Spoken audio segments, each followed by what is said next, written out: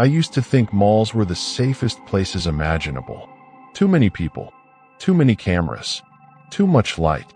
Nothing truly bad could happen there, especially not during Black Friday, when the place was bursting at the seams. I was wrong.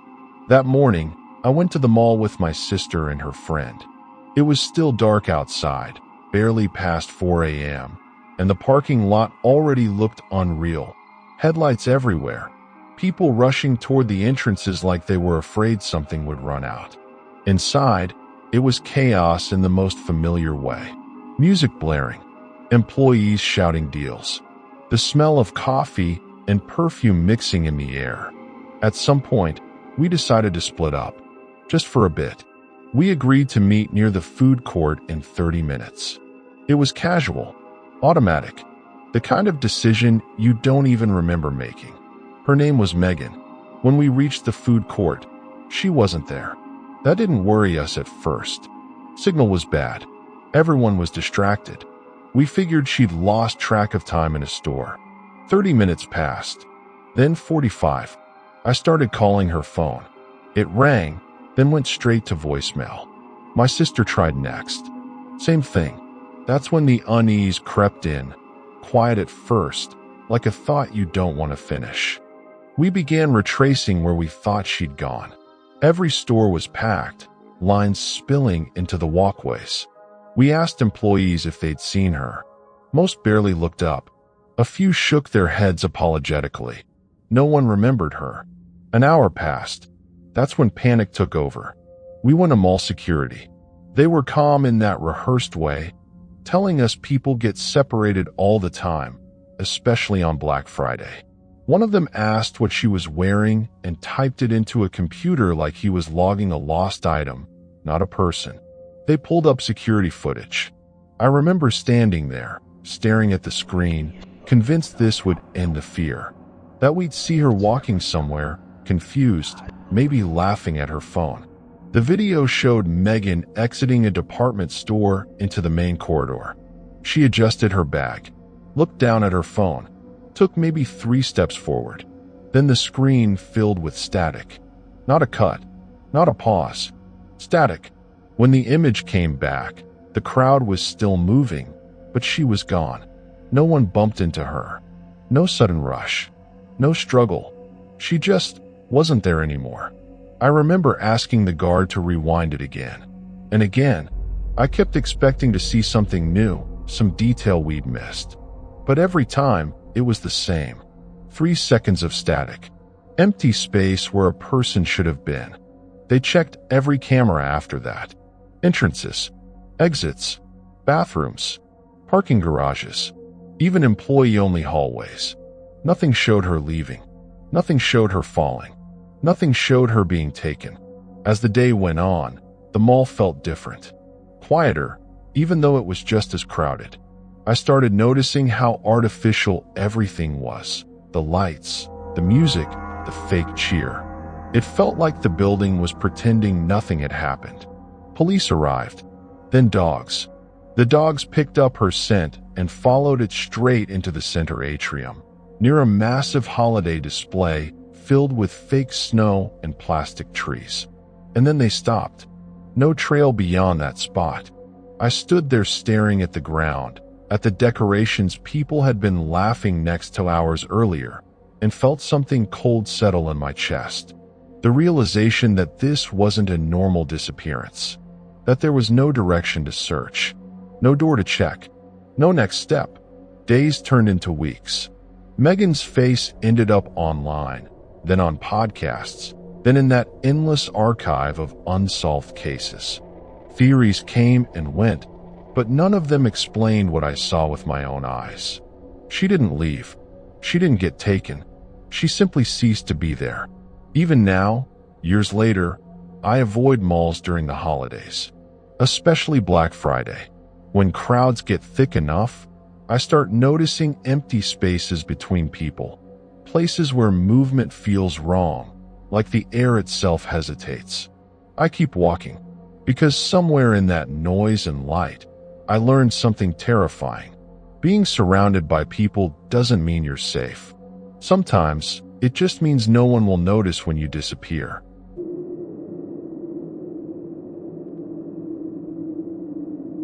My name is Emily, and before this happened, I thought I understood fear. I'd already had one terrifying experience in a mall years earlier, something that changed the way I looked at crowded places. Still, I convinced myself it was a rare thing, a one-time nightmare. Life doesn't stop just because something bad once happened. So when I walked into the department store that afternoon, I wasn't expecting danger. I just needed a few things. Simple errands. A normal day. The store was busy but not chaotic. Shopping carts rattled over tile floors. Sale announcements echoed overhead. Bright white lights erased most shadows, and long mirrors lined the walls, reflecting endless rows of clothing and strangers passing by.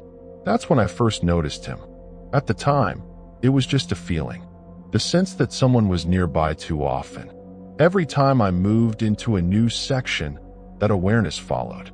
I brushed it off at first, telling myself I was being paranoid. Then I saw him in a mirror. He stood at the end of the aisle behind me, pretending to browse. When I turned around, he looked down at a rack. When I moved on, he moved too. I told myself it was coincidence. To be sure, I doubled back through an aisle I had no reason to be in. I stopped suddenly and pretended to check a price tag. In the mirror across the aisle, I saw him stop as well. My stomach dropped. He never approached me directly, never spoke. He kept just enough distance to make doubt possible. That was what made it worse. He was patient, calculated. I moved toward a busier area, home goods, where carts clogged the walkways and families filled the aisles. The noise helped, but the feeling didn't fade. Every reflective surface confirmed it. His presence, always behind me, sometimes blurred, sometimes half hidden. I started noticing patterns. If I slowed down, he slowed down.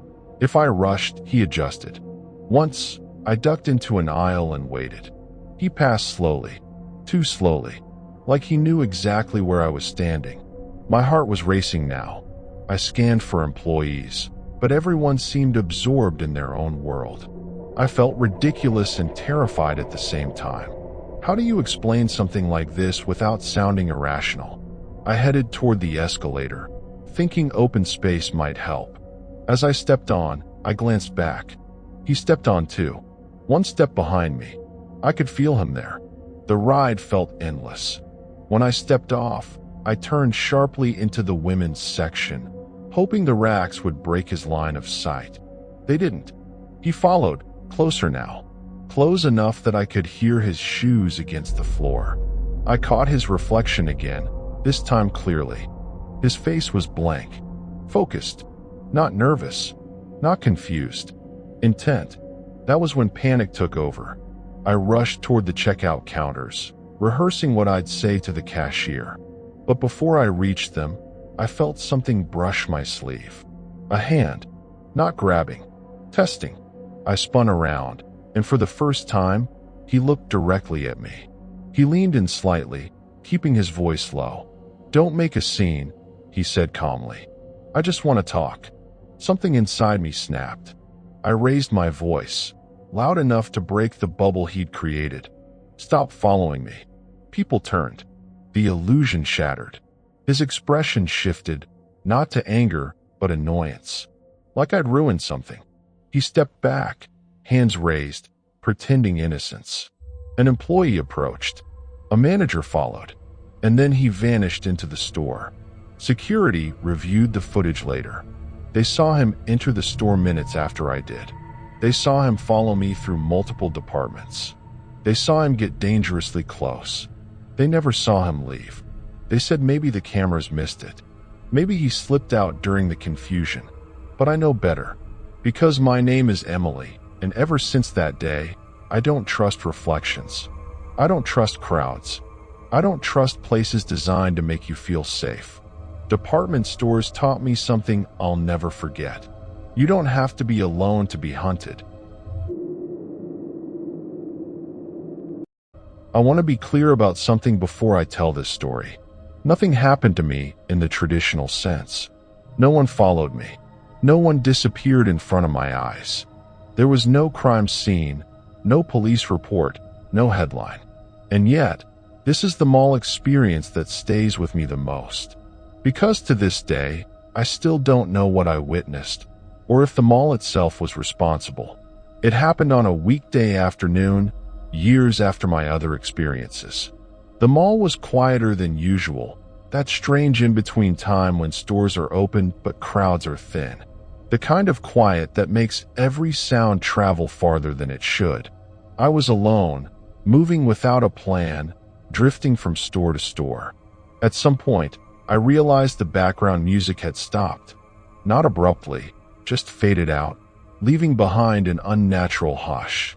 No announcements, no chatter, just the low hum of lighting and ventilation. That was the first thing that felt wrong. I entered a department store I didn't remember seeing before. Same branding, same layout as always, but something about it felt slightly off. The lighting was dimmer. The aisles seemed longer. The mirrors reflected more darkness than they should have. There were no employees. That wasn't unusual at first, but the deeper I went, the more obvious it became. No carts moving, no registers active, no distant footsteps. The store felt abandoned while still being open. Then I noticed the mannequins. They weren't arranged normally. Instead of facing outward toward shoppers, they were turned inward toward the aisles, toward the mirrors, toward each other.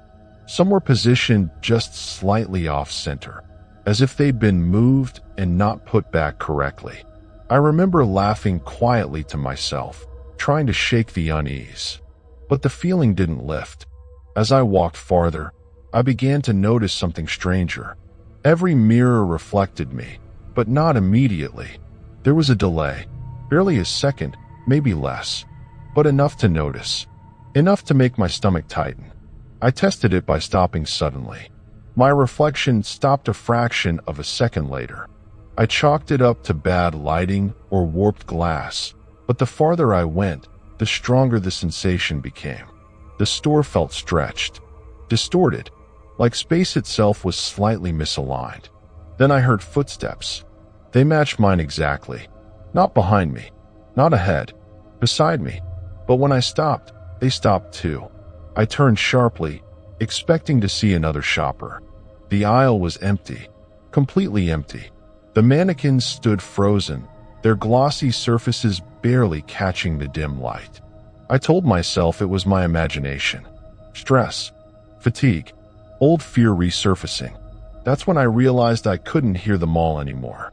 No distant noise, no echoes, no sense of the world outside the store. It felt sealed off, like I'd stepped into a pocket where normal rules didn't apply. I headed back the way I came, but the aisle didn't lead where it should have. I passed the same display twice, then 3 times. A rack of identical coats, a crooked sale sign, a mirror with a faint crack in the corner. Each time, the environment repeated itself with unsettling precision. I wasn't lost. I was being looped. My heart started pounding. I broke into a fast walk, then a near run, shoes slapping loudly against the floor. The sound felt wrong too loud, too sharp, like the store was amplifying it. Then, without warning, the overhead lights flickered. For a brief moment, less than a second, the mirrors reflected something else. Not a person, just depth, darkness where space should have been. The lights snapped back to normal. The store looked ordinary again. Bright, familiar, loud. Music returned. People appeared at the far end of the aisle as if they'd always been there. I walked out without stopping, without looking back. When I checked later, the store didn't exist in the directory. Not under that name. Not under any name. Employees I asked said no such store had ever been there. I still go to malls, but I don't wander anymore. I don't linger in quiet sections. And I never trust spaces that feel too empty for how public they're supposed to be. Because some experiences don't leave evidence. They leave questions.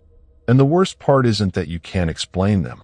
It's realizing that sometimes explanation was never the point.